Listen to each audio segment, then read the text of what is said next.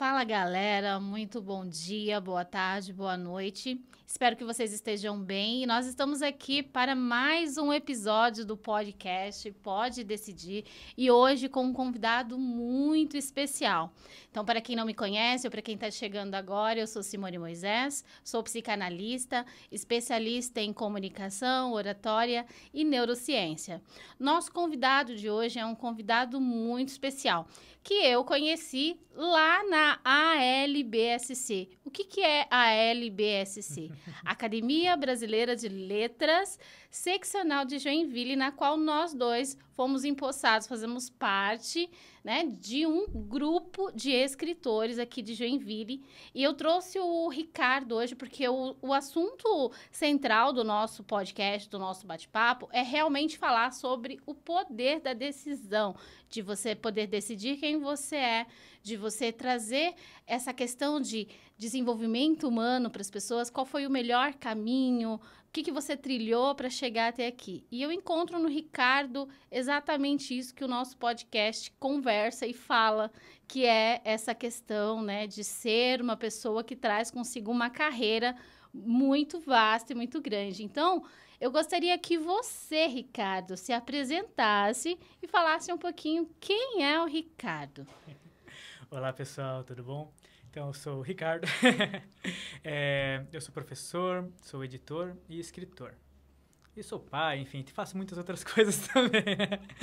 Mas essas são as minhas carreiras. Eu sou professor desde os 12 anos de idade,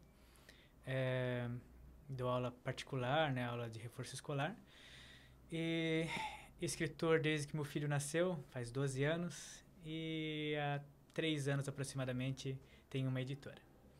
Certo. Como chama a sua editora? Editora Letra da Arte. Letra da Arte. É bacana você falar sobre essa questão de editora, porque nós que somos escritores, nós estamos sempre em contato com as editoras, né? E como que você surgiu essa ideia de abrir, de ser escritor primeiro e depois abrir uma editora?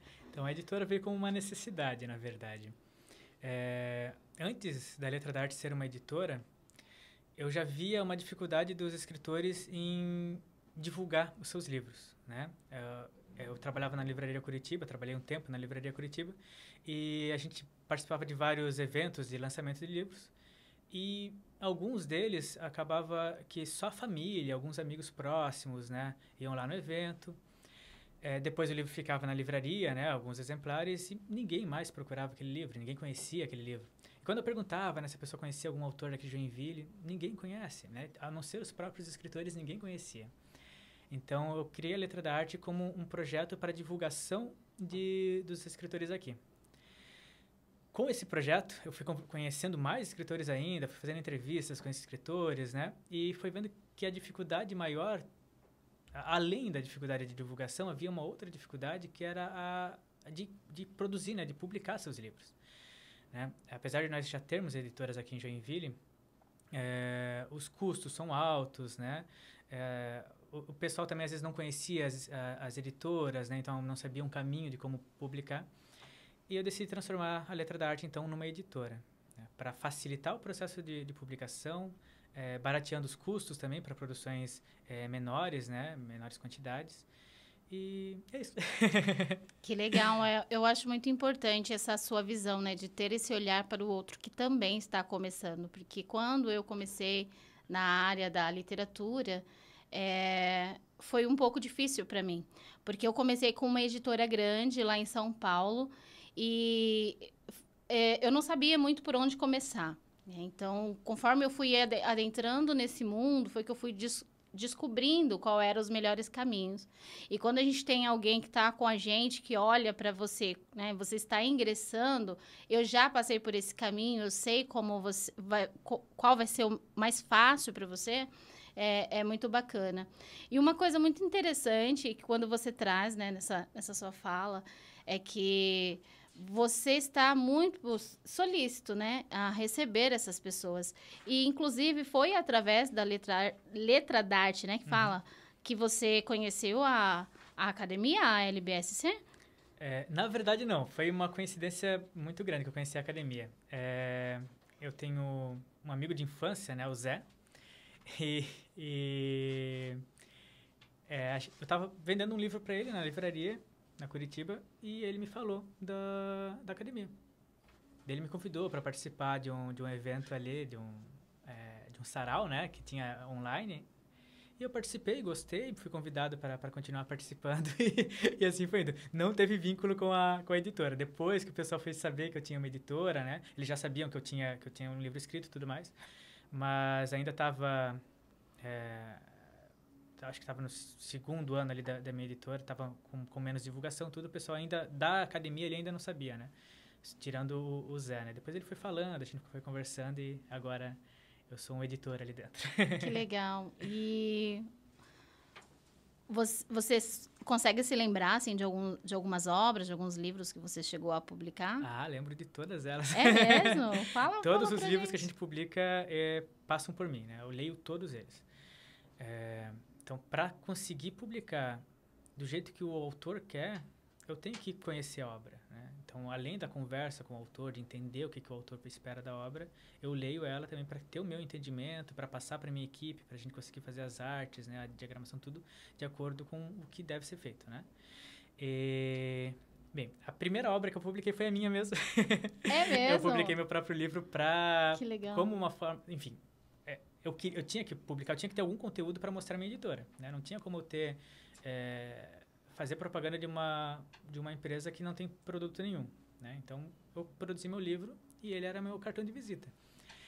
E eu encontrei com uma aluna minha, de um tempo que eu ainda dava aula numa escola, e ela estava escrevendo um livro de poesias, coincidentemente, bem quando eu estava montando ali minha editora, e ela gostou da ideia e também quis publicar comigo. Um outro amigo meu também veio, escreve fantasia, ele queria publicar o segundo volume, né, de uma duologia dele, e também já veio publicar comigo, já pela confiança, né, por me conhecer antes.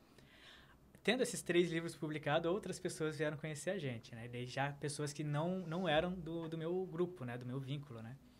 Então, eu publiquei um livro do seu Nuno, ele tinha 89 anos na época, e um homem muito inteligente, né, ele publicou um livro de música, mais 2 livros de ficção, sensacionais, né? Um deles é Um Pulo Bem Grande, que é um livro de viagem no tempo, e outro é uma continuação desse Um Pulo Bem Grande que eles estão chegando. E o livro de música também é muito legal, Introdução à Música Clássica, o clássico é cortadinho, erudita. Que legal. Que é para ensinar as pessoas a ouvirem música erudita. E nesse livro ainda tem um QR Code que você pode ouvir as músicas que ele está falando no livro. Que bacana, totalmente Enfim, nós publicamos diferente. muitas outras coisas, né? A gente já tem mais de 20 livros publicados. Que bacana, que bacana. Muito obrigada. Ricardo, observando você, né, falar e quantas pessoas você já conseguiu ajudar a ingressar na carreira literária, eu consigo imaginar assim o quanto que é prazeroso para essas pessoas. Por que eu estou falando isso? Porque escrever para mim sempre foi uma maneira de me libertar, sempre foi uma maneira de falar e ser ouvida. Eu acredito que nós, seres humanos, temos muita necessidade de ser ouvidos. Hoje em dia, as pessoas escutam, mas não ouvem, ou vice-versa, né? Porque é tudo muito automático, é tudo muito corrido. E a literatura, ela faz com que você faça uma pausa para fazer essa leitura, para refletir acerca do que você leu. E quando você está na posição de escritor, você tem essa possibilidade de parar para escrever, para desenvolver sua obra. Então, eu comecei escrevendo justamente porque eu tinha essa necessidade de falar e de ser ouvida. E eu vou te falar melhor, hein? Vou te falar mais, né? Antes de te trazer, de te convidar para cá, eu dei uma olhadinha lá no teu perfil, né, nos teus vídeos, eu vi que você tem uma ótima comunicação, a gente fala muito sobre comunicação, sobre oratória, né, e eu vi que você tem uma boa desenvoltura com a linguagem, com o posicionamento frente às câmeras, no seu monitor ali, você é bem objetivo, então você tem algumas técnicas que facilitam a sua comunicação. Você atribui essa sua habilidade à leitura e à escrita? Também. Na verdade, muitas coisas aconteceram na minha vida que me obrigaram a aprender a me comunicar, né? Eu vejo a leitura e a escrita como uma forma da gente aprender a se comunicar mais na questão de adquirir vocabulário, né? De entender melhor o mundo à nossa volta. Mas só ler não vai te fazer se comunicar bem, né? Eu conheço excelentes leitores, né? Leem coisas fantásticas, são pessoas inteligentíssimas, mas não sabem se comunicar, né? Então, outras coisas fazem com que a gente aprenda, né? E a melhor forma de aprender, na verdade, é fazendo, né? Se comunicando, metendo, enfiando a cara nas coisas. Eu sempre fui muito tímido. Ia te perguntar isso agora. E continuo sendo muito tímido. Sei. Mas a vida vai forçando a gente a se comunicar melhor, né? Se a gente trabalha com o público, né? A gente tem que se comunicar. Quando eu era muito criança, eu tinha uns 5, 6 anos, o meu irmão mais velho, né? 4 anos mais velho que eu, ele começou a jogar RPG com os amigos e depois ele começou a trazer para casa esse jogo de RPG, né? Que era um jogo assim, uma pessoa contava uma história e as outras pessoas, os outros jogadores, no caso, vivem personagens dentro dessa história. E isso é fantástico para a criança aprender a se comunicar. Que legal. E já fica com uma dica também. Sim. Né? Eu aconselho todo mundo, joga RPG. Meu Deus. E ajuda a se comunicar, a tomar decisões. Enfim, é um jogo bastante interessante para criança e para adultos também. Enfim, então essa foi a minha primeira experiência, né, de comunicação. Mas depois vieram outras coisas. Eu comecei a dar aula com 12 anos. Né? Eu era aquele aluno nerdzão, CDF, né? Sei. Curioso isso, 12 anos. Com 12 anos. Dava aula, no caso, os meus amigos, né, me chamavam para estudar na casa deles, né? Entendi. E, na verdade, o que eles queriam é que eu ensinasse o conteúdo para eles. Então, não era estudar, eu nunca estudei, na verdade, nunca parei para estudar. Eu fui fazer isso depois de adulto. Mas, quando eu era criança, eu tinha uma facilidade muito grande para aprender e comecei a desenvolver como ensinar, né, porque meus amigos me forçavam a ensinar eles o conteúdo. Depois eu tive um professor, ainda no ensino fundamental também, que fez um projeto na escola, aquilo eu acho sensacional, é algo que os professores têm que fazer isso.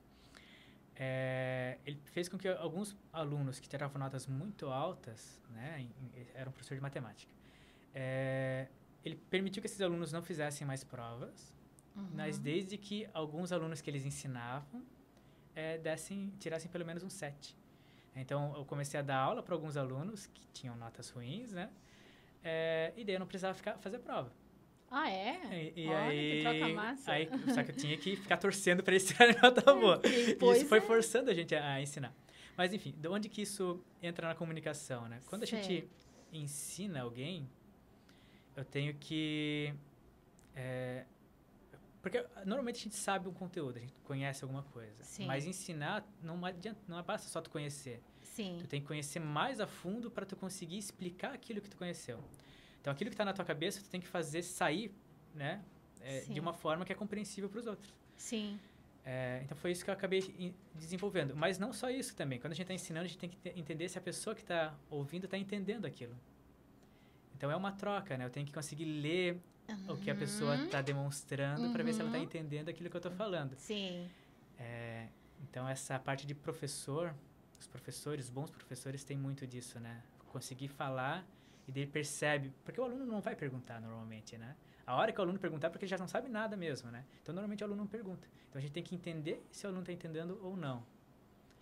Pelo olhar, pelo gesto, por um exercício que está vendo ele fazendo e não está dando certo, né? Às vezes tem alguns alunos que tem aquela característica, né? Eu já sei, isso aí eu já sei, nem precisa ver isso.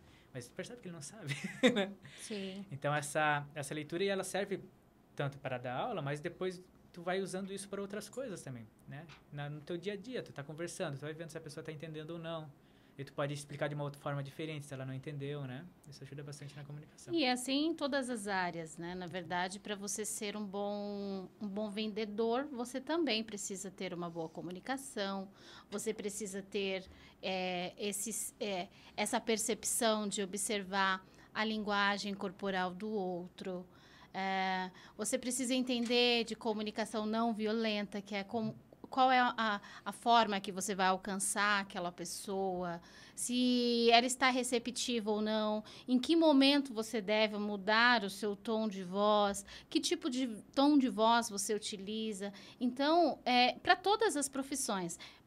Professor é uma profissão, que eu também dou aula, né, de comunicação, oratória, dou aula de relatório de estágio, então a gente está sempre inserido nesse meio. Eu também me vejo na sua fala quando você diz que é uma pessoa tímida, porque nós somos, sempre seremos dentro de nós. Porém, a gente desenvolveu essa habilidade de perceber, de decidir que se a gente ficar na nossa zona de conforto, a gente não vai sair do nosso lugar. Então, para você ser um bom profissional, para você conseguir atingir os seus objetivos, você precisa tomar decisões e sair da sua zona de conforto.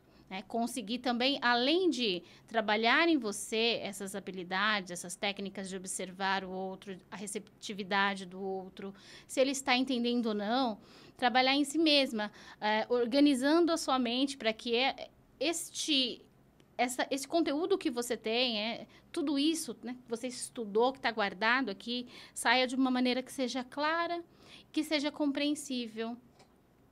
E é muito louco, porque é muita coisa ao mesmo tempo, mas não é impossível.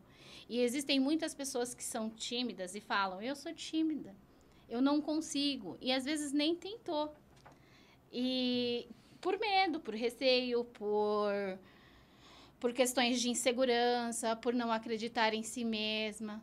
Então, eu sempre vou dizer que não adianta você fazer milhares de cursos técnicos e estudar a técnica se você não trabalhar primeiro o seu eu, se sentir bem consigo mesmo, acreditar no teu potencial, acreditar em você. E claro, né? Junto com a técnica, mas eu acredito muito que saúde mental e comunicação está extremamente unida. Porque você também teve uma trajetória para chegar até aqui, né? Para você hoje ser o dono do teu negócio, para você auxiliar as pessoas através da escrita. Hoje as pessoas te enxergam, né? Te olham e falam, nossa, olha o Ricardo tem uma ótima comunicação. O Ricardo, ele representa uma galera junto com ele. Nós nos conhecemos aonde? Na Academia de Letras. Então, foi lindo aquele dia, né? Foi muito bacana. Você foi colocado em um lugar em que você precisava usar a sua oratória, sua comunicação. E como é que você trabalhou tua emoção ali para lembrar, para não dar branco? Lembra desse dia? Gente, eu tô falando de um dia que foi no dia 20 de outubro do ano passado? Do ano passado, né? Onde o Ricardo foi convidado para participar da Academia de Letras e ele precisava fazer uma declamação. Você que é convidado aí para fazer sua palestra, que você procrastina, você que é convidado para conduzir uma reunião e às vezes você fica com medo. Então, ouve essas dicas do Ricardo. O que foi que o Ricardo fez? Porque, assim, ele está dizendo que ele é tímido, ele está dizendo que ele trilhou um caminho para poder enfrentar tudo isso, mas o Ricardo, ele fez uma declamação impecável. Declamar é falar sobre uma poesia, recitar uma poesia, que também é uma maneira de se comunicar, de trazer uma mensagem. Como que a gente faz, Ricardo? Na verdade, como você fez para poder esconder ali que você estava ansioso, que não deixar que desse branco na tua mente? Como foi? Então, se preparar para uma poesia eu acho que é um pouquinho diferente de se preparar para uma apresentação. Mas certo. Alguns elementos a gente tem em comum, né? Na causa da poesia, normalmente a gente tem uma dificuldade muito grande de gravar as palavras, de gravar as frases exatamente do jeito que elas são, né? E se tu fala uma frase errada, normalmente ela não vai se encaixar com a outra, porque a poesia tem toda a questão das palavras estão ali daquela forma para poder se encaixar, né? Mas para gravar poesia, o que eu faço é imaginar que ela é uma música. Porque é muito fácil a gente gravar letra de música. Legal, né? Legal. Então, a gente fica cantarolando um monte de coisa, né? Às vezes canta errado, mas fica cantarolando um monte de coisa. Então, gravar uma letra é muito fácil. Então, se tu ficar imaginando que a poesia é uma letra de uma música, a gente consegue decorar. Isso que eu falo para os meus alunos também para a questão de decorar tabuada, né? Imagina com a música. Você né? é professor de matemática? De matemática, de Que mais? física e alfabetização também. Alfabetização. Então, para decorar a tabuada, imagina que é uma música. Daqui a pouco ela fica na cabeça. Fórmulas, né, de física e tudo mais. Imagina que são músicas, né? Aquilo, a gente grava música muito fácil, né? Para uma apresentação já é um pouquinho diferente, né? Se tu vai apresentar alguma coisa, tu tem que dominar o assunto primeiro, né? Tu não tem como apresentar algo que tu não domina. Tem gente que tem aquela habilidade de impromation, né? Apresenta qualquer coisa. Mas se tu não for uma pessoa que tem essa habilidade, tu tem que dominar o assunto e imaginar que tu está conversando com alguém, né? Em vez de tu imaginar que tu está ali numa posição de destaque, não, imagina que tu tá conversando, tu tá numa situação normal. Meu Deus, tá cheio de gente olhando para ti, mas esquece isso, né? Tu tá conversando sobre um tema que tu já domina, tu estudou um monte daquilo, né? Exatamente. Então, o primeiro ponto é acreditar em si mesmo, porque você estudou, você sabe que você sabe o que você tem a dizer.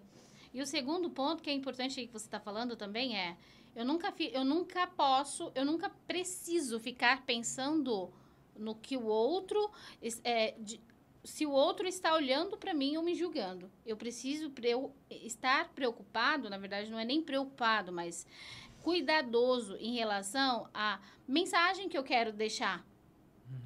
O que eu quero falar para as pessoas.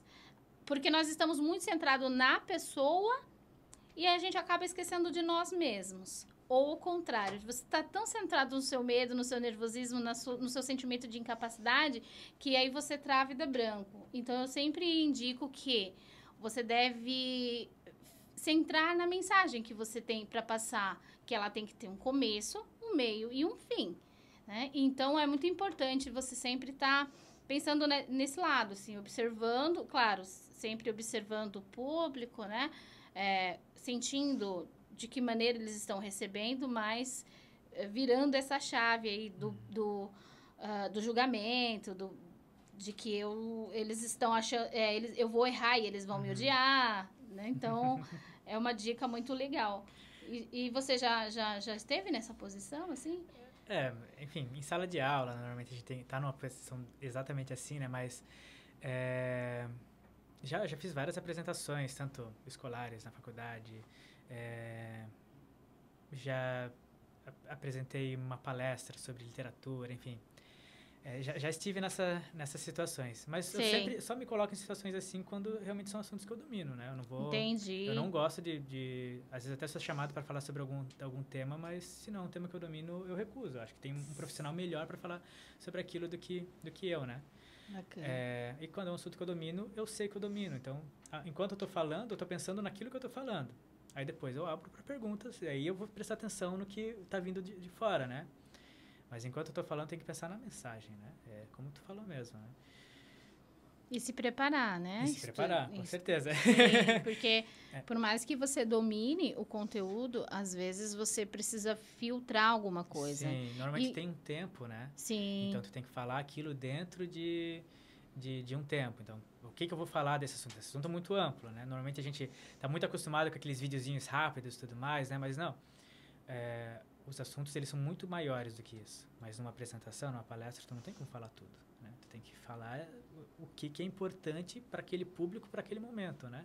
E quem se interessou por aquilo, normalmente vai buscar mais informação. E eu acredito muito no diferencial também, né? Qual é o seu diferencial quando você está diante dessa posição? Você tem alguma coisa que você faz, assim, que é diferente, que você aderiu? Olha, tem uma coisa que todo mundo comenta que eu faço o tempo todo, que é eu rio o tempo todo.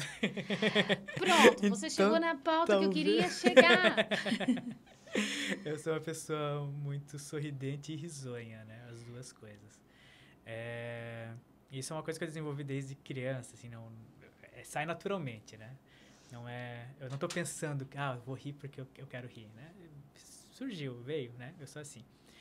Mas isso veio, na verdade, porque eu não lembro quem foi, eu não lembro onde eu estava, mas eu lembro que alguém tinha comentado que aquilo que a gente externaliza, aquilo que a gente mostra para os outros, a gente acaba internalizando também.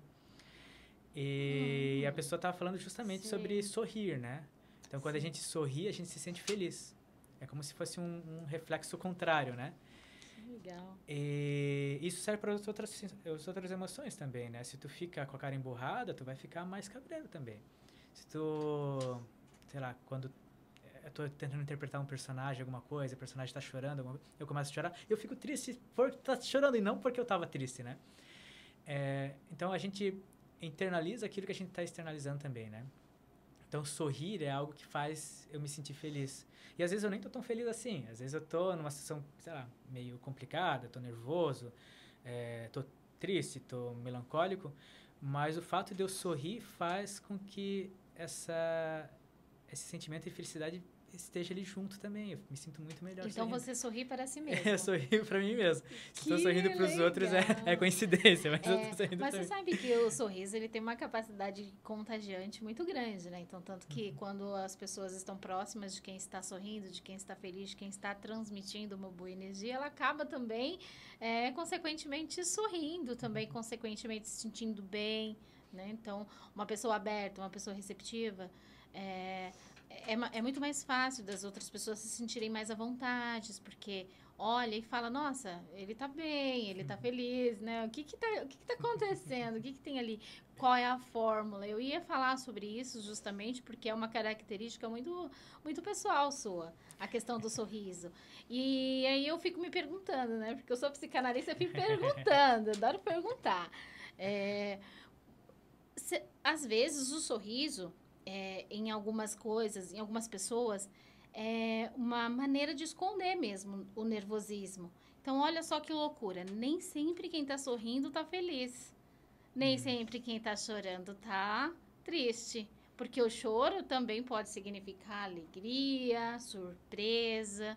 E a gente tem que tentar ressignificar tudo. Eu sempre falo sobre isso quando eu vou nas palestras, quando eu estou conversando com as minhas pacientes, né, em terapia.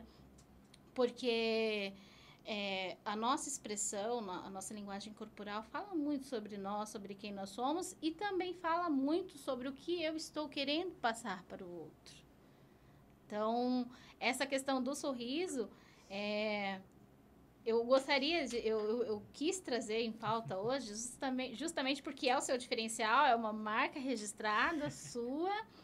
E eu queria saber o motivo. Por que você sorri tanto, tá sempre feliz, tá sempre, né, dando gargalhadas e que acaba contagiando a gente. Então, o sorriso ele pode tanto ser uma fórmula de você esconder. Tô nervoso, tem gente que sorri de nervoso. E não, no seu caso, como você disse, né? Eu sorrio para que eu mesmo possa internalizar a minha felicidade e sempre trabalhar a minha mente para que eu possa estar sempre bem. E é claro que a gente tem que trabalhar os sentimentos que não são a felicidade também, né? Então, tu tem alguma coisa te incomodando, óbvio, vai procurar ajuda ou vai se ajudar, enfim, né? Vai entender aquele sentimento também, né? Então, a gente não pode ficar escondendo os sentimentos, perfeito, obviamente, né? Mas uma coisa é a gente entender o sentimento, outra coisa é a gente alimentar o sentimento, né? Perfeito, falou tudo e mais um pouco. Exatamente isso. Repete para mim. Uma coisa é você entender o sentimento. Entender, né, o que né? você está sentindo, entender o seu sentimento. Isso, e trabalhar aquilo, né? Sim. Outra coisa é tu alimentar esse sentimento. Exatamente, né? exatamente. Então, se tu tá triste, poxa, entenda por que tu tá triste, né? Tenta trabalhar isso, tenta, né, se livrar daquilo que tá te deixando triste, se for possível, né? Outra coisa é tu ficar ali, né, remoendo, né, e ficar alimentando essa tristeza. Todas as emoções são muito necessárias, porque elas servem pra gente como um ponto de reflexão. Né? Na verdade, as nossas emoções não podem ser o nosso ponto de partida, aquilo que vai nos impulsionar a tomar uma ação, mas ele precisa ser um ponto de reflexão. Então, por que eu estou feliz? Por que eu estou triste? Por que eu estou tendo ansiedade? E compreender, muito mais do que compreender, né, é entender o porquê que aquilo está acontecendo e entender que aquilo não... algumas emoções, elas não podem perdurar, porque aí, na verdade, você faz a transição da emoção para o sentimento. Então, ela não pode perdurar tanto uma emoção como a tristeza, a raiva, que vai te impulsionar para coisas que não vai ser agradável no seu dia a dia, vai interferir na sua rotina. Então, é sempre essa questão de observar isso, né? É muito legal trazer todos esses assuntos, porque olha só o caminho que a gente fez, né? A gente foi da literatura para a saúde emocional, da saúde emocional para a comunicação, e eu gosto muito disso, porque eu acredito que isso tudo é uma coisa só, está extremamente envolvido. Então, bacana trazer esse tipo de conteúdo aqui para as pessoas terem também esse olhar e aprender a ter uma posição em relação a tudo isso. Ricardo, fala um pouquinho para a gente do seu livro. Eu quero saber o que você publicou, quais são as suas obras ali, que gênero você publica? Certo. Eu escrevo vários gêneros diferentes. Mas publicado, por enquanto, físico, né? Eu tenho o livro Insônia. Que ele não é um livro técnico sobre insônia. Ele é uma ficção científica. Ah, é? Sim. Olha Ele só. é um livro que fala... É uma espécie de distopia, talvez. Ele é um livro que fala numa situação onde as pessoas do mundo estão dormindo e não acordando mais. Então, em qualquer lugar, se tu dormir, tu simplesmente não vai acordar. Isso aconteceu de repente, ninguém sabe por quê, mas tu está acompanhando um personagem que tem insônia. Ele que está contando a história. Ele está conversando com alguém, mas é como se ele estivesse conversando com o leitor, né? E tu vê as nuances da mudança de humor dele conforme ele vai ficando mais tempo acordado. As pessoas estão tentando se manter acordadas porque sabem que se dormir não vão acordar mais. Tu vai acompanhando o que é feito para se manter acordado, né? A gente usando alguns medicamentos, drogas, fazendo alguma atividade, enfim. Vai acompanhando também o que está acontecendo na sociedade por causa da falta de pessoas, porque as pessoas estão dormindo, né? E é isso. Então, ele é uma espécie de aventura em primeira pessoa, com essa temática distópica, né? Mas envolvendo muito filosofia e um pouco de saúde ali também. Nosso assunto de hoje, galera. Durma, tá? Não fique sem dormir. Durmam. Um dos recados que eu deixo antes de começar a história, né? A privação do sono pode causar enfim, males da saúde. Eu não lembro exatamente a frase que eu usei ali, mas eu incentivo você a dormir, não é? Então, eu já quero convidar vocês para visitar lá a página do Ricardo, conhecer a obra dele, né? Já fazer uma leitura e dar o feedback também. Você gosta de receber feedback do público? Eu gosto de críticas destrutivas, inclusive. É mesmo? Eu sempre falo para todo mundo, critica, mas critica destruindo mesmo. Eu quero saber onde eu estou errado para depois fazer certo. Entendi. Olha só, todo trabalhado na inteligência emocional, né? Sabe diferenciar.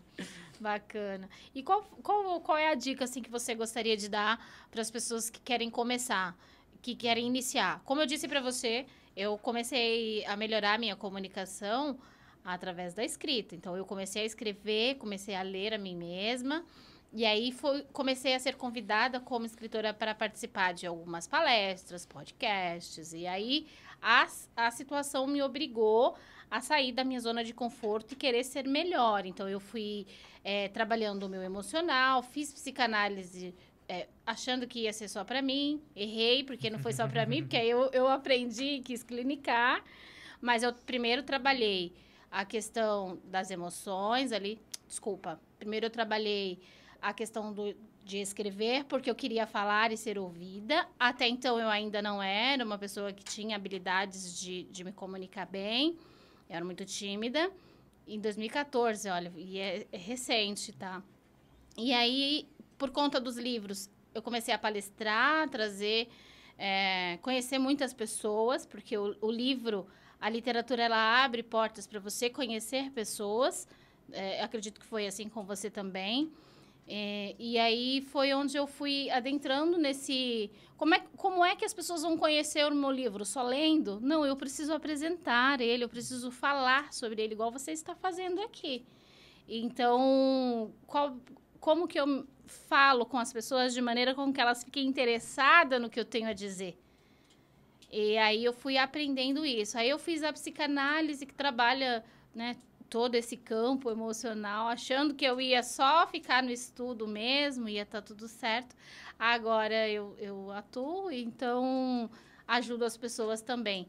Primeiro você se prepara, trabalha as suas emoções para depois você adquirir essas habilidades comunicativas e trazer o seu melhor trabalho.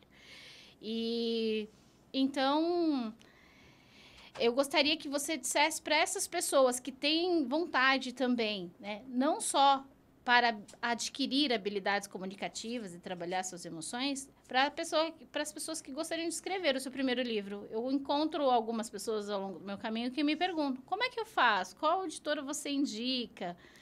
Qual é o primeiro pontapé? Tá certo.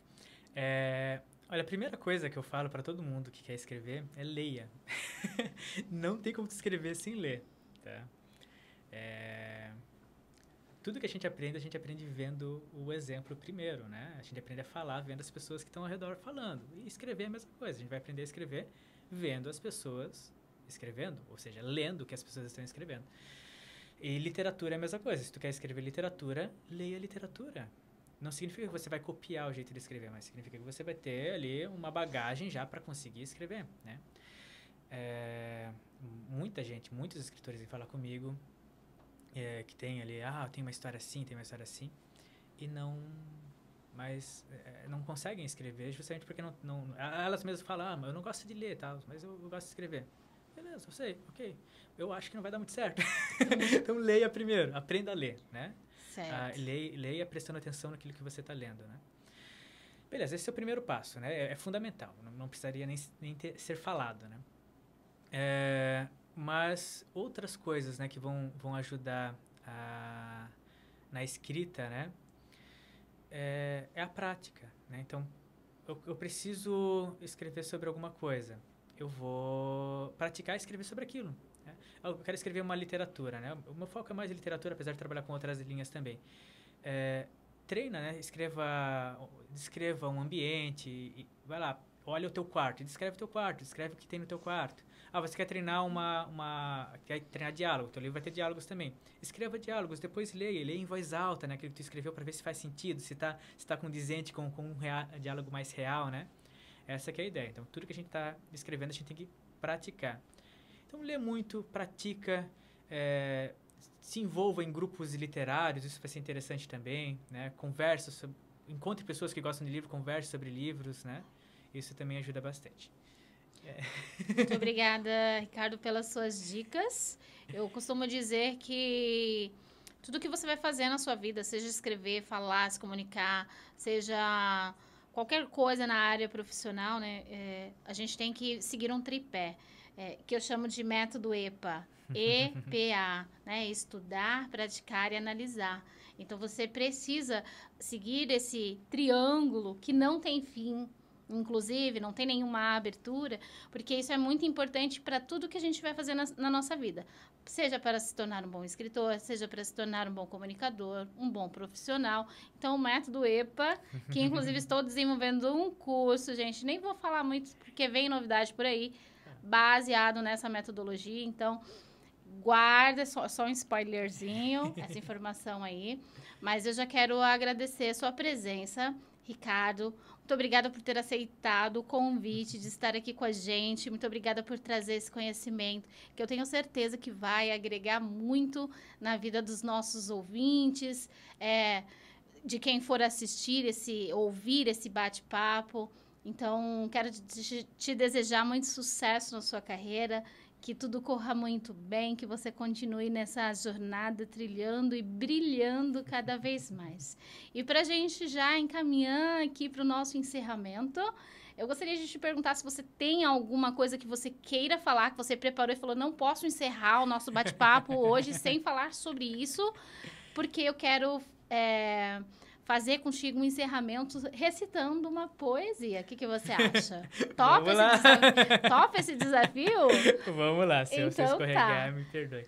Mas antes, então, desse encerramento, sobre escrita ainda, quem quiser aprender mais sobre escrita, acompanhe minha página. Depois, no final, a gente vai colocar certinho ali na página da editora. Lá eu dou várias dicas, tem uns cursinhos também ali, então vale a pena acompanhar não só pelos livros, né, mas também pelos livros, você vai ver excelentes livros lá, mas também porque eu dou dicas ali de escrita e faço algumas outras artes ali na página da editora, né? Tá, certo. Como que é o arroba? Nós vamos colocar também na legenda, né? O arroba, os contatos do nosso editor de hoje, mas deixa pra gente, porque tem muita gente que vai ouvir também esse podcast. Sim. Então, é @aletra_darte. Darte é de arte, né? Só a letra D e arte, tudo junto. A letra d'arte. Bacana. Muito obrigada. Então, nós vamos fazer uma recitação, nós vamos recitar uma poesia. Eu preparei algo de Vinícius de Moraes, que é o meu patrono lá na Academia de Letras Seccional de Joinville, a LBSC. E quero trazer essa poesia para vocês sentirem aí como é trabalhar, então, essas questões, né, de sonoridade poética, de posicionamento de voz. Mas eu quero começar por você, Ricardo. Eu começo? Primeiras damas. Ricardo, o que você trouxe para recitar hoje pra gente aqui? Ou se você tem alguma coisa de cabeça, porque eu acredito que eu peguei ele de surpresa, gente. Eu vou no confortável, numa música que eu ouço desde criança.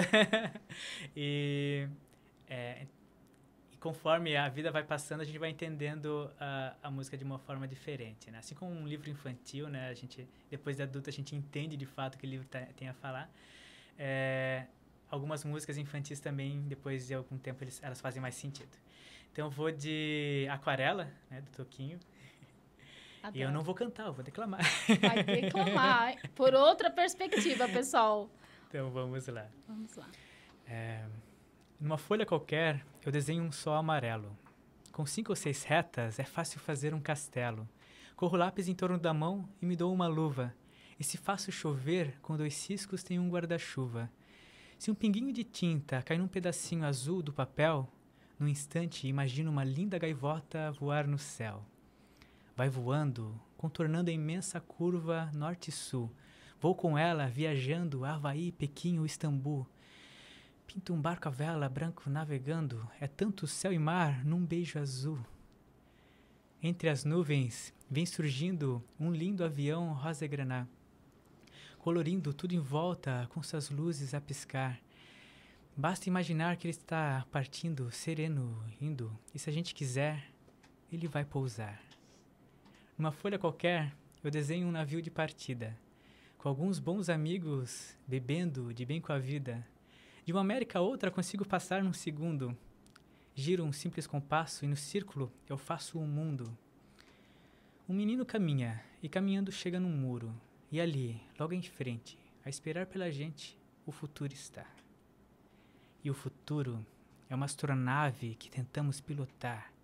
Não tem tempo, nem piedade, nem tem hora de chegar. Se pedir licença, muda a nossa vida, depois convida a rir ou chorar. Nessa estrada não nos cabe conhecer ou ver o que virá. O fim dela ninguém sabe bem ao certo onde vai dar. Vamos todos juntos numa passarela de uma aquarela que um dia, enfim, descolorirá. Numa folha qualquer, eu desenho um sol amarelo que descolorirá. Com 5 ou 6 setas é fácil fazer um castelo que descolorirá. Giro um simples compasso e no círculo eu faço o mundo que descolorirá. Que descolorirá. Diferente, né? Uma coisa é você ouvir a canção, outra coisa é você ir nesse observar de cada estrofe, de cada verso, né? E eu preparei, então, inclusive é uma composição junto com Vinícius de Moraes, que é a poesia que eu vou trazer para vocês hoje, que eu declamei lá, né, no dia. Foi, assim, muito legal. Em tudo ao meu amor serei atento, antes e com tal zelo, e sempre, e tanto, que mesmo em face do maior encanto, dele se encante mais meu pensamento. Quero vivê-lo a cada vão momento, e em seu louvor hei de espalhar o meu canto, e rir o meu riso, e derramar o meu pranto. ao seu pesar ou seu contentamento. E assim, quando mais tarde me procures, quem sabe a morte, dor de quem vive, quem sabe a solidão, fim de quem ama, eu possa me dizer do amor que sinto, que não seja imortal, posto que é chama, mas que seja infinito, enquanto dure. Vinícius de Moraes. Com essa emoção, né? Com essa vibe boa e gostosa desse bate-papo de hoje, literário, falando sobre emoções, sobre como decidir, tomar decisões para você ser melhor 1% a cada dia, que eu encerro nosso bate-papo de hoje, deixando para vocês o convite para que vocês fiquem com a gente, porque vem muita coisa boa pela frente. Então, muito obrigada e até a próxima. Muito obrigado.